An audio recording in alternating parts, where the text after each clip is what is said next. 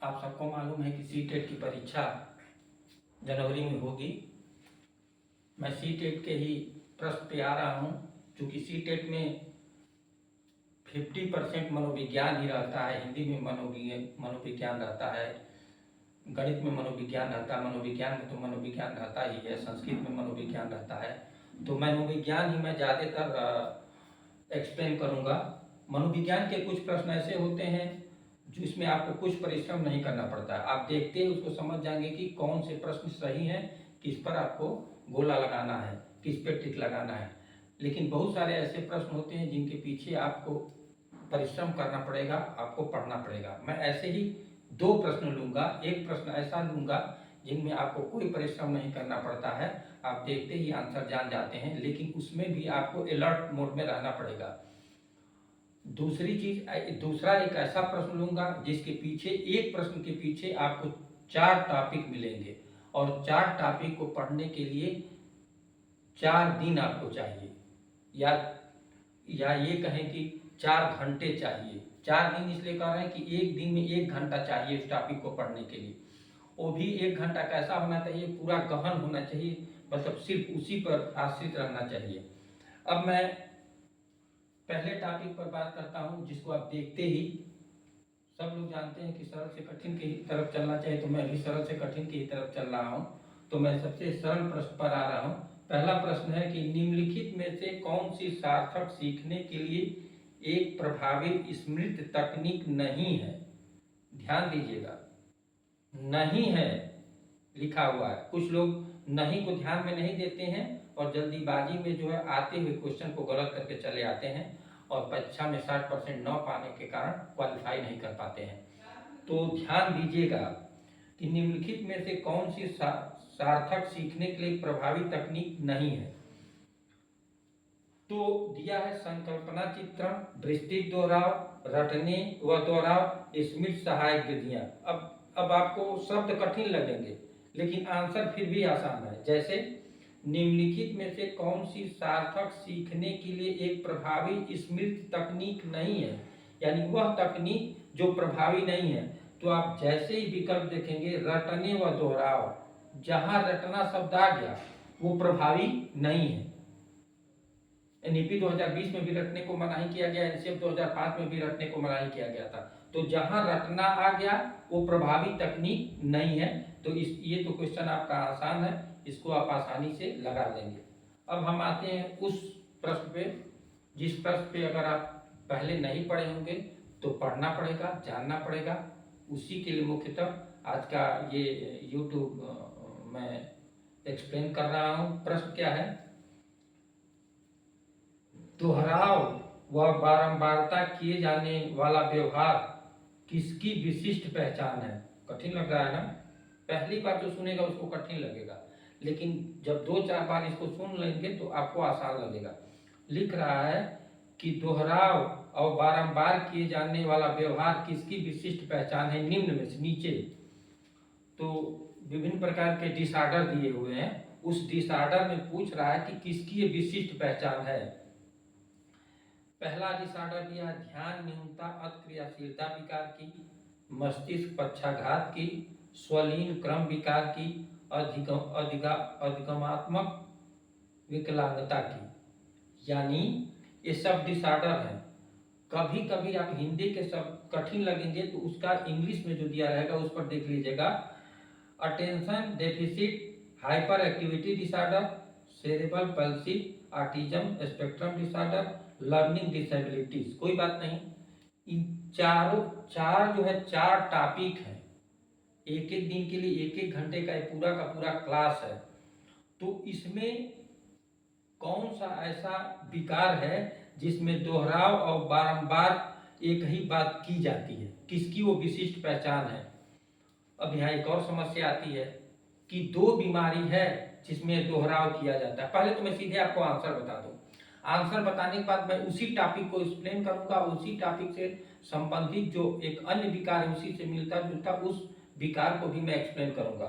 तो इसमें स्वलीन क्रम विकार है, इस जो 4 विकल्प दिया है इसमें स्वलीन क्रम विकार है, यानी जो ऑटिज्म स्पेक्ट्रम डिसऑर्डर है इसमें जिसको हो जाता है जिस बच्चे को हो जाता है, जिस व्यक्ति को हो जाता है, तो वह किसी क्रिया को बार बार करता है, दोहराव करता है। ये तो स्पष्ट हो गया। अब हम आते हैं कि स्पेक्ट्रम डिसऑर्डर एएसडी क्या है। सब कुछ मैंने जानबूझ के लिखा हुआ है कि कहीं से कोई परेशानी ना हो। अगर एएसडी दिया है तो आप समझ जाइएगा कि ऑटिज्म स्पेक्ट्रम डिसऑर्डर की बात कर रहा है। उसको हिंदी में कहते हैं स्वलीन क्रम विकार। स्वलीन क्रम विकार, तो ये स्वलीन क्रम विकार ये विकासात्मक विकार होता है। अब पूछेंगे विकासात्मक विकार क्या होता है, तो विकासात्मक विकार वह होता है जब जो जन्म से होता है, जो जन्म से होता है और ग्रोथ के समय वो बढ़ता जाता है। तो ये जन्म से होता है, इसलिए इसको विकासात्मक विकार कहते हैं। यह अस्थायी होता है। इसको बहुत सारे वैज्ञानिक बीमारी नहीं कहते हैं, एक बताते हैं कि ये मस्तिष्क को कार्य करने का एक अलग तरीका है। मतलब मस्तिष्क की संरचना इस तरह से डेवलप हो जाती है कि उनको उसको सामान्य से अलग दिखता है, इसलिए उसको हम डिसऑर्डर कहते हैं। इसमें क्या होता है कि एक ही काम बार बार होता है। अब यही रोक रहा हूं, क्योंकि एक और विकार है मनोग्रसित बाध्यता विकार, ऑब्सेसिव कंपल्सिव डिसऑर्डर ओसीडी। इसमें भी जो है एक ही काम बार बार होता है। अभी मैं अंतर बता रहा हूं, एक ही काम बार बार होता है। अगर इस विकल्प में ऑटिज्म स्पेक्ट्रम डिसऑर्डर के साथ साथ आपको मनोग्रसित बाध्यता विकार दे देता तो ये या तो विवादित क्वेश्चन हो जाता, इसीलिए दिया नहीं है। लेकिन मैं दोनों को एक्सप्लेन कर रहा हूं। तो जो ओसीडी है, मनोग्रसित बाध्यता विकार है, वो मानसिक स्वास्थ्य विकार है। अभी घबराइएगा ना, अभी मैं उदाहरण दूंगा तो पूरी बात स्पष्ट हो जाएगी। इसमें दोहराव चिंता के कारण होता है। दोहराव चिंता के कारण कैसे होता है, जैसे आपने किसी व्यक्ति को देखा होगा, बहुत सारे ऐसे व्यक्तियों को देखा होगा जो हाथ मुंह पैर कई बार धोते हैं। इतना धोते हैं कि वो जो सामान्य लोग धोते हैं उससे बहुत ज्यादा बार होता है।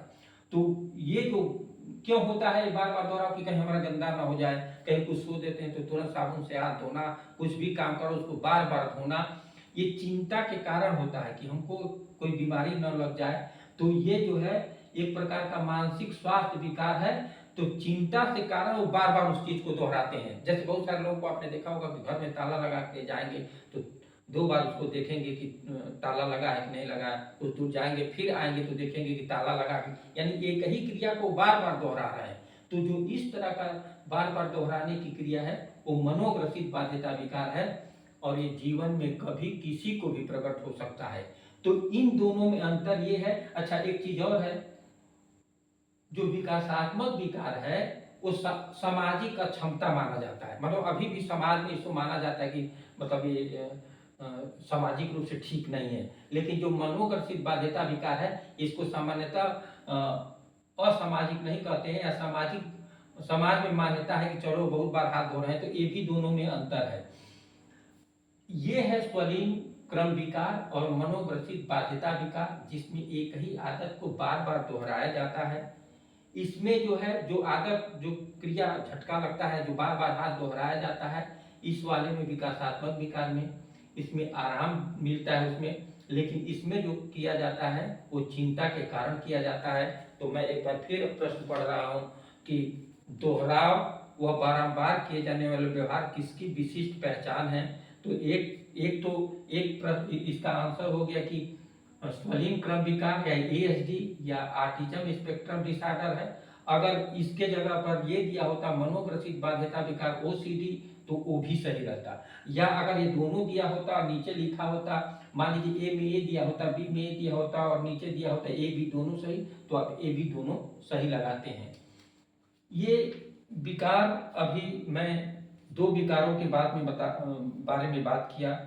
अगले वीडियो में ध्यान न्यूनता अति क्रियाशीलता विकार हो गया, मस्तिष्क पक्षाघात की और अधिगमात्मक विकलांगता के बारे में बात करेंगे। इन दोनों के बारे में जब बात करेंगे तो एक तरह से एक टॉपिक आपका पूरा तैयार हो जाएगा जो बीमारियों से संबंधित है। और हर पेपर में, टेट का पेपर हो, सी टेट का पेपर हो, प्राइमरी का पेपर हो, अपर प्राइमरी का पेपर हो, इस तरह के एक क्वेश्चन जरूर रहते हैं। तो जब ये चारों टॉपिक मैं आपको बता दूंगा, तो आपका एक प्रश्न कंफर्म है। इसलिए जुड़े रहिए, साथ दीजिए। सब्सक्राइब करने से क्या होता है कि लगता है कि चलो कुछ लोग सब्सक्राइब कर रहे हैं तो और अच्छे से अपनी बात की जाए। तो अगर सब्सक्राइब कर लेंगे तो और अच्छे से वीडियो आदमी बनाने का प्रोत्साहन मिलेगा। इसी के साथ आपको धन्यवाद। अगर इस आज के टॉपिक से संबंधित कोई आपकी क्वेरी रह गई हो तो आप जो कमेंट बॉक्स है उसमें जाकर के पूछ सकते हैं। मैं उसको देखते ही जब मुझे समय मिलेगा तो उसका आंसर दे दूंगा। एक बार पुनः आपको धन्यवाद।